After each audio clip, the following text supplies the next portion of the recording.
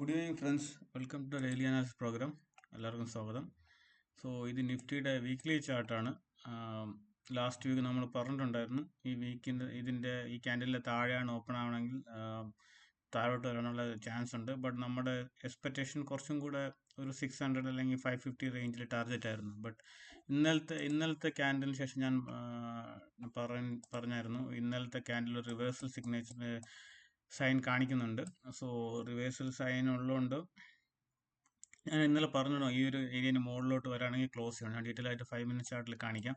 ഇന്നൊരു positive market ആയിരുന്നു. Nifty മാത്രമല്ല, ബ്രോഡർ മാർക്കറ്റ്സ് എല്ലാം പോസിറ്റീവ് ആയിരുന്നു. നിഫ്റ്റി 5 മിനിറ്റ് എടുക്കുകയാണെങ്കിൽ ഒരു ഗ്യാപ്പ് അപ്പ് ഓപ്പണിംഗ് ആയിരുന്നു. ഞാൻ പറഞ്ഞിട്ടുണ്ടായിരുന്നു ഇന്നലെ ഈ ഒരു ഏരിയയിലാണ് ഓപ്പൺ ആവുകയാണെങ്കിൽ പോസിറ്റീവ് ആയിരുന്നു. പക്ഷെ കുറച്ചും നല്ലൊരു ഗ്യാപ്പ് അപ്പ് ആയി. അതുകൊണ്ട് ഇത്രയും ഹൈ ഗ്യാപ്പ് അപ്പ് ആയതുകൊണ്ടാണ് ഒരു മൊമെൻറ്റം കിട്ടായിരുന്നത്. ഈ ഏരിയയിലായിരുന്നെങ്കിൽ നല്ലൊരു മൊമെൻറ്റം നമുക്ക് കിട്ടിയേനെ, 150 പോയിന്റ് മൊമെൻറ്റം കിട്ടിയേനെ. ഈ ഏരിയയിൽ ഒത്തിരി ഗ്യാപ്പ് അപ്പ് ആയതുകൊണ്ടാണ് ഒരു മൊമെൻറ്റം കിട്ടാത്തത്. എനിവേ പോസിറ്റീവ് ആയിരുന്നു. നമ്മുടെ പൊസിഷൻസ് ഇവിടെ ക്ലോസ് ചെയ്യാനാണ് പറഞ്ഞത്. ഇതിൻ്റെ മുകളിൽ ഈ ഒരു 25,930 മുകളിലൊരു ക്യാൻഡിൽ ക്ലോസ് ആവുകയാണെങ്കിൽ, 5 മിനിറ്റ് ക്യാൻഡിൽ ക്ലോസ് ആണെങ്കിൽ അവിടെ എക്സിറ്റ് ചെയ്യാൻ പറഞ്ഞിട്ടുണ്ടായിരുന്നു. ഡെയിലി സ്ട്രാറ്റജി പ്രകാരം നമുക്ക് ട്രേഡ് കിട്ടിയത് ഇവിടെയാണ്. ഈ ഒരു ക്യാൻഡിൽ ഹൈ ക്രോസ് ചെയ്തപ്പോൾ ട്രേഡ് ട്രിഗർ ആയിട്ടുണ്ടായിരുന്നു. ബട്ട് വലിയൊരു മൊമെൻറ്റം പിന്നീട് ഇല്ലായിരുന്നു. ഓക്കെ, ഓൾമോസ്റ്റ് ഒരു 1:1 റേഞ്ചിൽ മാത്രമേ മൂവ് നടന്നിട്ടുള്ളൂ. ഓക്കെ, നമുക്ക് ബാങ്ക് നിഫ്റ്റി നോക്കാം. ബാങ്ക് നിഫ്റ്റി ഒരു റെസിസ്റ്റൻസ് സപ്പോർട്ട് സോണിൻ്റെ ഇടയിലാണ് ഓപ്പൺ ആയത്.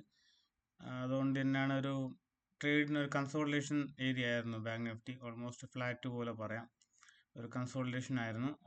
ബാങ്ക് നിഫ്റ്റിയുടെ വീക്ക്ലി അനാലിസിസ് നമുക്ക് വീക്ക്ലി അനാലിസിസ് പ്രോഗ്രാമിൽ നമുക്ക് ഡിസ്കസ് ചെയ്യാം. ഓക്കെ, അതുപോലെ നെക്സ്റ്റ് വീക്കിലുള്ള സ്റ്റോക്കും നമുക്ക് അതിൽ ഡിസ്കസ് ചെയ്യാം. ബിറ്റ്കോയിൻ നോക്കുകയാണെങ്കിൽ ഡെയിലി ചാർട്ട് എടുക്കാം. ബിറ്റ്കോയിന് ഞാൻ പറഞ്ഞിരുന്നല്ലോ, ഈ ഒരു ഏരിയ തന്നെയാണ്. ഒരു ബ്രേക്ക് ഔട്ടോ ബ്രേക്ക് ഡൗണോ ഒന്നും ഉണ്ടായിട്ടില്ല. ഇവിടെ ആ ഏരിയയിൽ കൺസോളിഡേഷൻ ആണ്. ബട്ട് ഞാൻ ഓൾവേസ് പറയുന്ന പോലെ നല്ലൊരു മൊമെൻറ്റത്തിനുള്ള ചാൻസ് ഉണ്ട് ബിറ്റ്കോയിനിൽ. ഓക്കെ, നിഫ്റ്റി സ്മോൾ ക്യാപ്പ് ഒരു വി ഷേപ്പ് റിക്കവറി കാണിക്കുന്നുണ്ട്. ഞാൻ പറഞ്ഞിരുന്നു ഇവിടെ ഒരു ഡബ്ല്യു പാറ്റേണുള്ള ഫോർമേഷൻ, ഡബ്ല്യു ഷേപ്പ് റിക്കവറി കാണിക്കുന്നുണ്ട്. ഡബ്ല്യു പാറ്റേണുള്ള ഫോർമേഷൻ ഇവിടെ ഫോം ആവുന്നുണ്ട്. ഇതൊരു ഹൈ ആയിരുന്നു, ലാസ്റ്റ് ഹൈ ആയിരുന്നു. ഇപ്പോൾ ഇത് ക്രോസ് ചെയ്ത് പോയിട്ടുണ്ടെങ്കിൽ ഇതിനൊരു ഹയർ ഹൈ ഫോർമേഷൻ സ്റ്റാർട്ട് ആവും. പിന്നെ ഈ പാറ്റേൺ ലോവർ ലോ പാറ്റേണിൻ്റെ ഡിസ്കണ്ടിന്യൂഷൻ ആയിട്ട് ഹയർ ഹൈ ഫോം ആകുമ്പോൾ പിന്നെ ഒരു റിവേഴ്സൽ നമുക്ക് എക്സ്പെക്ട് ചെയ്യാം. ഓക്കെ, ഇന്നത്തെ ക്യാൻഡിൽ നല്ല സ്ട്രോങ് ക്യാൻഡിലാണ്.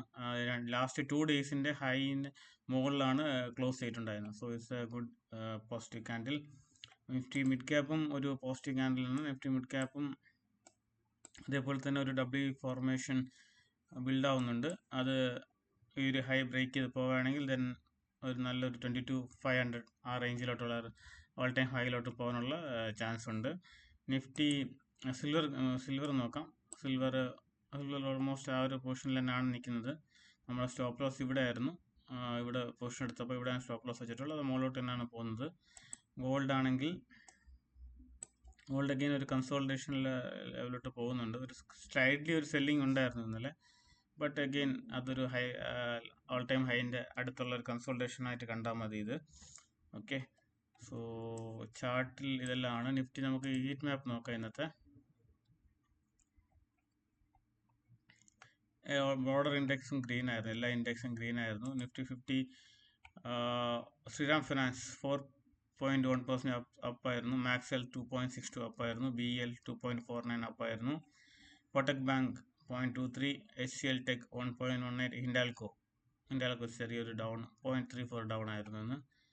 ഹിൻഡാൽകോ ലാസ്റ്റ് 1 വീക്ക് ആയിട്ട് നല്ല മൊമെൻറ്റം കാണിച്ച സ്റ്റോക്കാണ്. മദർസൺ 3.29, IRFC 3.14 അപ്പായിരുന്നു. എൻട്രിൻ 4.66, ചോള ഫിനാൻസ് 2.39. എൻട്രിൻ നല്ലൊരു ഫോൾ കാണിക്കുന്നു. കുറച്ച് നാളായിട്ട് നല്ല ഡൗൺവേർഡ് ട്രെൻഡിലാണ് എൻട്രിൻ. മിഡ് ക്യാപ്പ് എടുക്കുകയാണെങ്കിൽ മിഡ് ക്യാപ്പ് 150 എടുക്കാം. ടാറ്റ LXI 7.91 അപ്പായിരുന്നു. കോറമണ്ടൽ 7.88 അപ്പായിരുന്നു. ബ്ലൂ സ്റ്റാർക്കോ 3.86, നാം ഇന്ത്യ 3.25 ഡൗൺ ആയിരുന്നു. ബ്ലൂ സ്റ്റാറും 3.86 ഡൗൺ ആയിരുന്നു. ഓക്കെ, നമുക്ക് സ്മോൾ ക്യാപ്പും കൂടെ നോക്കാം. ഓല ഇലക്ട്രിക് ഒരു ബൗൺസ് ബാക്ക് ഇതൊരു ബൗൺസ് ബാക്ക് ആയിട്ട് കൺസിഡർ ചെയ്യാൻ പറ്റില്ല. ഓല ഇലക്ട്രിക് ചാർട്ട് നിങ്ങൾ നോക്കാൻ മനസ്സിലാവും. ഓൾമോസ്റ്റ് ഒരു ഓൾ ടൈം ഹൈ നല്ലൊരു ഫോള് ലിസ്റ്റഡിൽ നല്ലൊരു ഫോൾ തന്നെ ഉണ്ടായിട്ടുണ്ട്. ഓൾമോസ്റ്റ് 10% അപ്പായിരുന്നു. AL 7.5% അപ്പായിരുന്നു.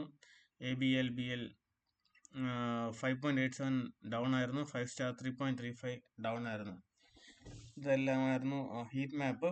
ഇന്നത്തെ മെയിൻ ന്യൂസ് നോക്കുകയാണെങ്കിൽ ഇന്ന് നമ്മുടെ ജപ്പാന്റെ ഇൻഡെക്സ് റേറ്റ് ഡിക്ലറേഷൻ്റെ എക്സ്പെക്ടേഷൻസ് ആയിരുന്നു. 0.75 ആണ് എക്സ്പെക്ട് ചെയ്തത്. 0.75 റേറ്റ് ഇൻക്രീസ് ചെയ്തിട്ടുണ്ട്. പ്രശ്നം ഞാൻ ഓൾറെഡി ഡിസ്കസ് ചെയ്തിട്ടുണ്ട്. എൻ ക്യാരി ട്രേഡ് എന്ന് പറയുമ്പോൾ ജപ്പാനിൽ ഓൾറെഡി 0% ഇൻട്രസ്റ്റ് ആയിരുന്നു. സോ എല്ലാ ഇൻവെസ്റ്റേഴ്സും ജപ്പാനിൽ നിന്ന് ക്യാഷ് ബോർ ചെയ്തിട്ട് invest in other market, emerging മാർക്കറ്റും US മാർക്കറ്റിലൊക്കെ ഇൻവെസ്റ്റ് ചെയ്യും. കാരണം അവർക്ക് ഇൻട്രസ്റ്റ് ഇല്ലല്ലോ.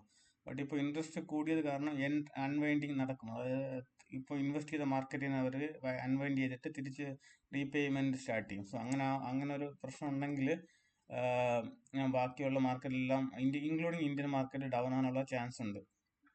സോ ഇതാണ് അൺവൈൻഡിങ് എന്ന് പറയുന്നത്. പക്ഷേ ഇന്ത്യ ഇന്ന് മാർക്കറ്റ് പോസിറ്റീവായിട്ടാണ് എടുത്തത്. വിൽ സി അങ്ങനെ മുന്നോട്ട് പോകുമ്പോൾ എങ്ങനെയാണത് കൺസിഡർ ചെയ്യണമെന്ന് നമുക്ക് നോക്കാം. രണ്ടാമത്തെ ന്യൂസ് എന്ന് പറഞ്ഞാൽ US കൺസ്യൂമർ ഇൻഫ്ലേഷൻ ഡേറ്റ വന്നിരുന്നു. എക്സ്പെക്ടേഷൻസ് ബീറ്റ് ചെയ്തിട്ടുണ്ട്. മാർക്കറ്റ്സ് സ്ട്രീറ്റ് എക്സ്പെക്ട് ചെയ്ത് 3% ആയിരുന്നു. ബട്ട് 2.69 ആണെന്ന് തോന്നുന്നു. സോ അതൊരു പോസിറ്റീവ് ന്യൂസാണ് മാർക്കറ്റിന്. Third one is rupee again gain ചെയ്യുന്നുണ്ട് against dollar. So that's also a positive news. US oil price കുറയുന്നുണ്ട്. അതും ഒരു പോസിറ്റീവ് ന്യൂസാണ്, especially for India very much dependent on ഓയിലാണ്. പിന്നെ മീൻസ് നല്ലൊരു വാല്യൂസ് ഇമ്പോർട്ട് ചെയ്യുന്നുണ്ട് ഓയിൽ. ഓക്കെ, സോ ഇതെല്ലാമാണ് ഇന്നത്തെ ന്യൂസ് ഗൈസ്. ഈ വീക്ക്ലി അനാലിസിസ് ആയിട്ട് ഈ വീക്ക് വരാം, വീക്കെൻഡ്സ് വരാം. So till then bye, thanks for watching.